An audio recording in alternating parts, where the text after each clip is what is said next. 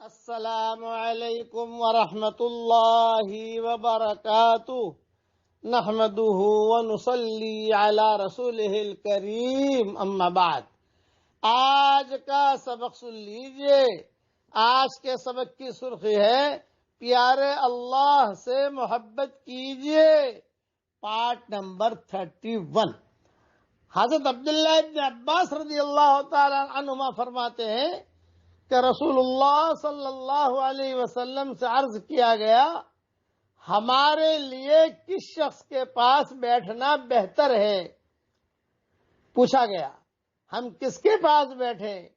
رسول اللہ صلی اللہ علیہ وسلم نے ارشاد فرمایا، ایسے شخص کے پاس بیٹھو جس کو دیکھنے سے تمہیں اللہ تعالی یاد آئے، جس کی بات سے اور جس کے بیان سے اور جس کی دینی سبق سے تمہارے عمل میں ترقی ہو، اور جس کے عمل سے تمہیں آخرت یاد آ جائے۔ ایسے شخص کو پکڑو کہ جس کو دیکھ کر اللہ یاد آئے، اس کی باتوں سے ایمان تازہ ہو، اس کی باتوں سے علم تازہ ہو، اس کی باتوں سے آخرت بھی یاد آ جائے۔ ایسے لوگوں کے پاس بیٹھو۔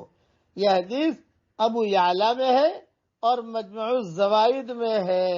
یہ ہمارا سبق بھی، اگرچہ ہم کسی مجلس میں ہم نہیں بیٹھتے، لیکن یہ سبق بھی ایک قسم کی مجلس ہے کہ کچھ نہ کچھ اللہ رسول کی بات کان میں پڑ جاتی ہے، کچھ جو ہے پڑھ لیتے ہیں، کوئی چیز جو ہے دعا مانگ لیتے ہیں، کیش بزنس کر لیتے ہیں۔ اب کریے کیش بزنس، پڑھیے میرے ساتھ، سبحان الملک القدوس۔ یہ جملہ اللہ کو بہت پسند ہے۔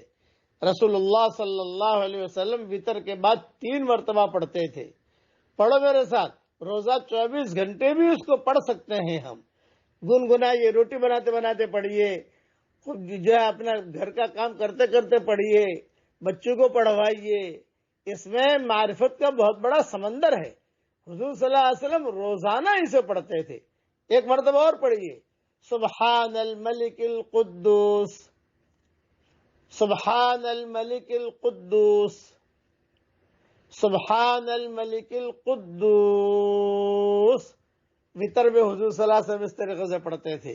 اللہ تعالی ہم سب کے دلوں میں اس کی محبت اور معرفت کا سمندر اللہ داخل فرما دے، اور ہماری آنکھوں میں، اے اللہ ہماری آنکھوں میں تیری محبت کا سرما لگا دے، اور ہمارے دلوں میں تیری معرفت کا نور کوٹ کوٹ کے بھر دے، اور جو بیمار ہو ان سب کو تو شفا دے۔ تیری مخلوق میں سے جو جس لائن کی پریشانی میں مبتلا ہو، عافیت سے ان کی پریشانیوں کو دور فرما، اور جس کی جو حاجت، اس کا حاجت کا غیب سے تکفل فرما۔ آمین۔ وآخر دعوانا ان الحمد للہ رب العالمین۔